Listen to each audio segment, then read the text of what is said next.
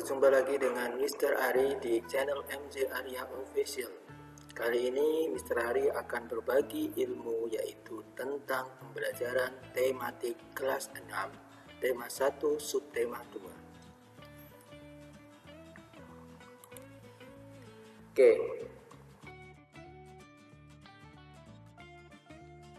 Yang pertama yaitu PPKN. Dalam mapel PPKN, di sini kita akan mempelajari tentang nilai-nilai Pancasila. Di dalam subtema 2, di tema 1 ini, kita akan mempelajari tentang penerapan nilai-nilai yang ada di sila keempat dan sila kelima. Berikut adalah contoh pelaksanaan sila keempat. Yang pertama, tidak memaksakan keinginan. Yang kedua, bermusyawarah. Yang ketiga, mengutamakan kepentingan orang banyak. Yang keempat, menjalankan keputusan yang telah disepakati bersama. Sedangkan untuk pengamalan sila kelima, yaitu nomor 1, bersikap adil. Nomor 2, menghormati hak-hak orang lain. Nomor 3, tidak bergaya hidup mewah. Nomor 4, tidak merugikan kepentingan orang lain. Dan nomor 5, yaitu suka bekerja keras. Materi selanjutnya yaitu tentang bahasa Indonesia.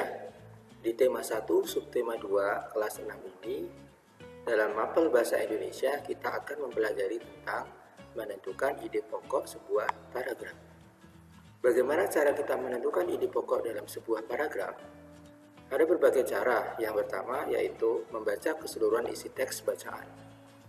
Kemudian, kalian bisa menentukan kalimat utama tiap paragraf. Selanjutnya yaitu kalimat utama bisa terletak di awal, di akhir, dan campuran, atau bisa terletak di awal dan di akhir. Kalimat utama biasanya diikuti oleh beberapa kalimat penjelas. Kemudian, dalam menentukan inti bahasan dari kalimat utama tersebut yang bisa dijadikan gagasan pokok atau ide pokok. Di sini kita bisa lihat yaitu sebuah contoh paragraf. Indonesia mengekspor hasil bumi seperti timah, tembaga, besi, minyak, gas, dan nikel. Selain itu, Indonesia menghasilkan pupuk tapioka, karet, kopi, kelapa sawit, dan tembakau, ikan tuna, udang, dan juga ekspor ke negara lain. Nah, ini adalah sebuah contoh paragraf. Ide pokoknya adalah barang yang diekspor Indonesia. Kenapa ide pokoknya adalah barang yang diekspor Indonesia? Kalau kita cermati di situ, banyak dari kalimat penjelasnya menjelaskan terkait dengan ide pokok, yaitu barang yang diekspor Indonesia. Dan ide pokok ini berada di mana? Berada di awal. Indonesia mengekspor hasil bumi seperti timah, tembaga, besi, minyak, gas, dan nikel. Selain itu, Indonesia menghasilkan pupuk tapioka, karet, kopi, kelapa sawit, dan tembakau. Dan semuanya itu diekspor ke negara lain. Itu adalah ide pokoknya. Yang selanjutnya yaitu materi IPA. Dalam mapel IPA ini, di subtema 2, tema 1, akan membahas tentang perkembangbiakan secara generatif. Apa itu perkembangbiakan secara generatif? Perkembangbiakan secara generatif adalah perkembangbiakan dengan melalui proses perkawinan. Proses perkawinan yang terjadi kemudian akan menghasilkan individu baru berupa anak. Dan perkembangbiakan hewan secara generatif dapat dibedakan menjadi 3. Apa saja itu? Yang pertama yaitu bertelur, atau biasa disebut dengan ovipar. Yang kedua yaitu melahirkan, atau biasa disebut dengan vivipar. Yang ketiga, bertelur melahirkan, yang disebut ovovivipar. Sekarang kita akan membahas satu persatu terkait dengan hewan yang berkembang biak secara generatif. Yang pertama yaitu hewan bertelur, atau biasa disebut dengan ovipar. Cara berkembang biak dengan bertelur disebut ovipar. Ovipar berasal dari kata ovum yang berarti telur. Ovum atau telur dihasilkan oleh hewan betina dan akan dibuahi oleh sperma yang dihasilkan oleh hewan jantan. Contoh ovipar adalah seperti unggas atau bangsa burung, ikan, katak, atau bisa disebut dengan amfibi, penyu dan serangga. Sedangkan ciri-ciri dari ovipar adalah yang pertama, janin tumbuh relatif lebih cepat. Yang kedua, bentuk tubuh anak umumnya sama dengan bentuk tubuh induknya. Yang ketiga, tidak mempunyai daun telinga. Yang keempat, tidak mempunyai kelenjar susu. Dan yang kelima, tidak menyusui anak. Kita dapat melihat contoh hewan yang ada di bawah ini. Ada katak yang termasuk amfibi, ada juga ikan, dan ada juga burung atau unggas. Selanjutnya yaitu pembahasan tentang hewan melahirkan atau biasa disebut dengan vivipar.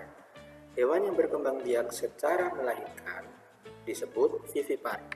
Hewan yang melahirkan juga menghasilkan telur, namun telur yang dihasilkan tidak dibungkus cangkang dan tidak dikeluarkan dari dalam tubuh hewan betina.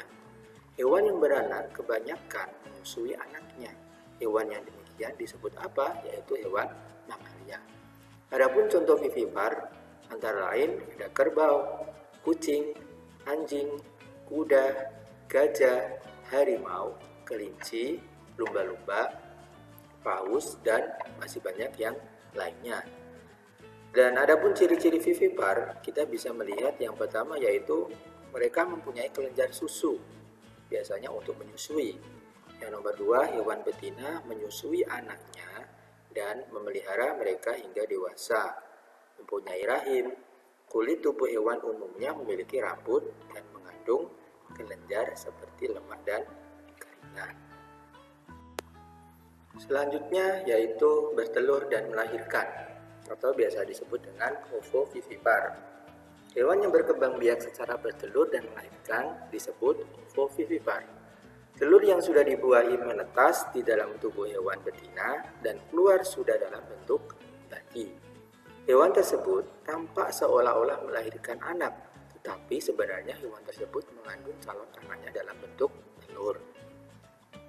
Contoh dari hewan ovovivipar adalah hiu, kadal, ikan pari, ular, dan lain sebagainya. Itu adalah materi ada dalam pembelajaran IPA di tema 1 subtema 2 kelas 6. Selanjutnya kita akan membahas tentang IPS atau pembelajaran IPS. Dalam pembelajaran IPS ini atau mapel IPS ini kita akan membahas tentang potensi ekonomi negara di anggota ASEAN. Apa saja itu? Yang pertama, di sini kita bisa menjumpai negara Brunei Darussalam. Seperti yang kita lihat, negara ini terkenal dengan kekuatan sumber daya alam berupa minyak bumi dan gas alamnya. Brunei menjadi negara di Asia Tenggara yang memiliki pendapatan per kapita tertinggi karena gas alamnya. Menarik bukan? Yang selanjutnya adalah Filipina. Kalau kita lihat dari gambarnya di situ sudah nampak jelas sekali yaitu tentang pertanian. Filipina adalah sebuah negara kepulauan yang mata pencarian sebagian besar penduduknya adalah di bidang pertanian. Filipina berhasil menjadi salah satu negara di dunia yang dapat membangun dan mengembangkan pertaniannya dengan baik. Beberapa produk unggulan hasil pertaniannya diekspor ke berbagai negara seperti hasil tani nanas, padi, kelapa, dan gula. Hasil pertanian ini juga yang menunjang perkembangan ekonomi negara ini. Yang selanjutnya yaitu negara ASEAN yaitu Kamboja. Kamboja tidak jauh sama seperti halnya Filipina. Di Kamboja mengalir Sungai Mekong. Daerah di sekitar Sungai Mekong merupakan daerah yang subur. Mata pencaharian penduduk Kamboja adalah pertanian. Dan hasil pertanian Kamboja yang besar adalah dari sektor padi dan karet. Selanjutnya yaitu perlu kita ketahui teman-teman kegiatan ekonomi di negara ASEAN. Sekarang kita akan mencoba untuk mengetahui kegiatan ekonomi yang di negara ASEAN. Yang pertama yaitu Indonesia. Indonesia mengekspor hasil bumi seperti timah, tembaga, besi, minyak, gas, dan nikel. Selain itu, Indonesia menghasilkan pupuk tapioka, karet, kopi, kelapa sawit, dan tembakau. Ikan tuna, udang, itu juga termasuk juga diekspor ke negara lain. Brunei Darussalam terkenal sebagai pengekspor minyak mentah, gas alam, dan produk minyak. Penduduk Malaysia bermata pencarian dalam bidang pertanian, pertambangan, dan perindustrian. Pertambangannya menghasilkan biji timah terbesar di dunia. Hebat kan? Selanjutnya yaitu kegiatan ekonomi di negara Singapura. Singapura mengekspor mesin dan alat transportasi, alat elektronik, dan barang-barang konsumsi.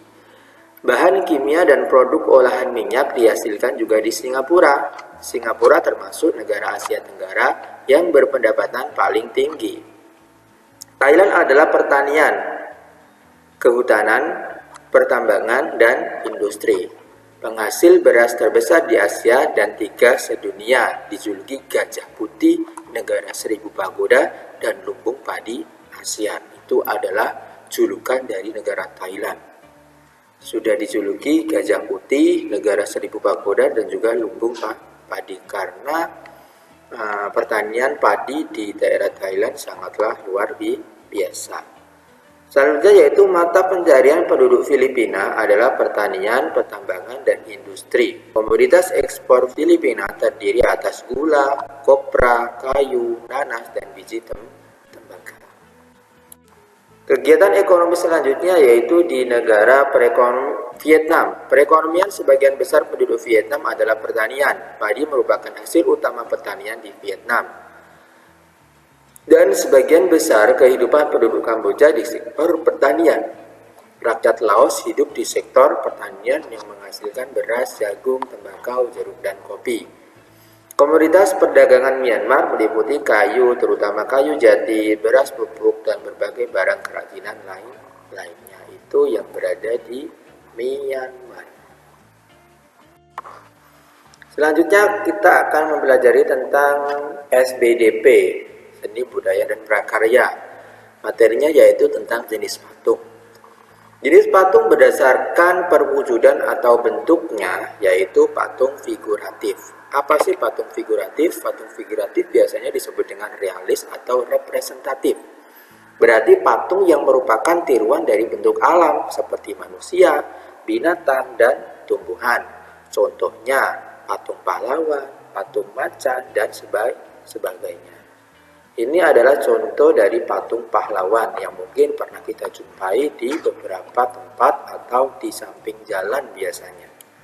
Dan ini adalah contoh patung hewan atau patung macan.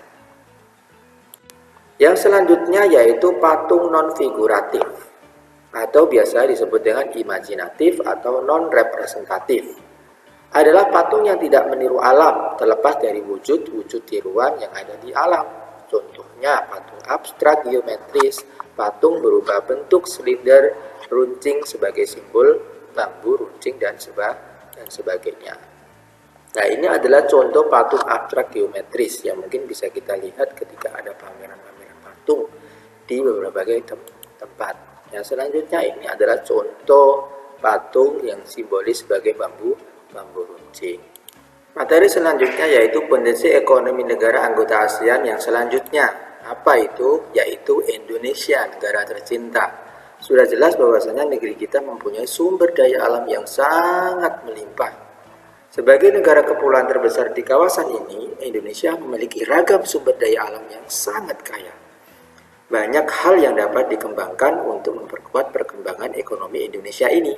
Saat ini Indonesia mengekspor minyak dan gas bumi, tekstil, dan produk-produk dari kayu. Pertambangan menjadi salah satu pintu masuk para pengusaha mancanegara ke Indonesia. Keindahan alam Indonesia pun merupakan daya tarik yang menjadi sumber devisa negara dari sektor pariwisata. Oleh karena itu, kita sebagai warga Indonesia harus bangga dan menjaga sumber daya alam kita agar tetap bisa kita nikmati bersama. Selanjutnya yaitu negara Laos. Laos bertetangga dengan Kamboja. Negara ini dilewati oleh aliran sungai Mekong. sama seperti di Kamboja. Kegiatan pertanian yang dilakukan di sepanjang aliran sungai ini sebagian besar hasil pertanian dinikmati oleh masyarakat host. Negara selanjutnya yaitu Malaysia, tetangga kita sendiri ya. Kegiatan ekonomi utama penduduk Malaysia adalah di bidang pertanian, pertambangan, dan perindustrian. Perdagangan internasional merupakan salah satu kegiatan ekonomi Malaysia yang mengalami pertumbuhan tercepat. Peralatan elektronik, minyak, dan gas bumi diekspor ke negara lain. Produk dari kayu, minyak, sawit, karet, tekstil, sepatu, dan bahan-bahan kimia diperdagangkan di dunia internasional. Oke, hebat sekali ya Malaysia. Yang selanjutnya yaitu negara Myanmar. Mata pencaharian utama penduduk Myanmar adalah pertanian, perkebunan, dan pertambangan. Padi merupakan hasil utama dari pertanian di sana. Myanmar merupakan salah satu negara penghasil padi terbesar di Asia Tenggara. Negara selanjutnya yaitu tentang Singapura. Singapura merupakan negara paling maju di kawasan ASEAN. Padahal kalau kita tahu negara Singapura sangatlah kecil. Letak Singapura sangat strategis. Saat ini Singapura menjadi negara transit teramai di Asia. Selanjutnya yaitu negara Thailand. Thailand sering disebut sebagai lumbung padi di Asia Tenggara. Padi memang merupakan hasil pertanian terbesar dari negara ini. Selain itu, perkebunan, kehutanan, pertambangan, dan industri juga merupakan kegiatan ekonomi penduduk Thailand. Saat ini, penghasilan utama Thailand adalah sektor pariwisata. Keunikan bangunan budaya di Thailand menjadi daya tarik tersendiri bagi para wisatawan mancanegara. Dan di negara selanjutnya yaitu negara Vietnam. Setelah pulih dari perang Vietnam, negara ini mulai berkembang di berbagai sektor perekonomiannya. Pariwisata dan turisme mendukung perkembangan ekonomi. Bidang pendukung lainnya seperti usaha jasa di bidang perhotelan, restoran, serta transportasi juga turut berkembang pesat di negara Vietnam.